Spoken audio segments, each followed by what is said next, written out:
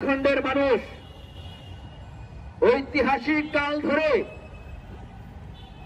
বৈষম্যের বিরুদ্ধে তাদের অধিকারের জন্য যুগের পর যুগ ধরে লড়াই করে আজকের বাংলাদেশে এসে পৌঁছেছে। এদেশের মানুষ লড়াকু। একটি স্ফুলিঙ্গের জন্য তাদের অপেক্ষা থাকে সবসময়। সেই স্ফুলিঙ্গের বারুদ যখন জ্বলে ওঠে, এই বাংলাদেশের মানুষকে ঘরে আটকে রাখতে পারে না কেউ। সেটি দেখিয়ে দিয়েছে 21 শতকে পৃথিবীর ইতিহাসে সবচেয়ে বড় বিপ্লবের সাক্ষী বাংলাদেশ।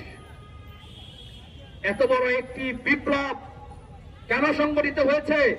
বিগত 16 বছরে যে বাংলাদেশে ফ্যাসিবাদী ব্যবস্থা কায়েম হয়েছিল, গুম খুন দুর্নীতি লুটপাটের যে রাষ্ট্রযন্ত্র কায়েম হয়েছিল, সেটিকে ভেঙে দেওয়ার জন্যই, তাদের শাস্তি নিশ্চিত করার জন্যই। তাদের পাপের বোঝা এতই ভারী হয়েছিল যে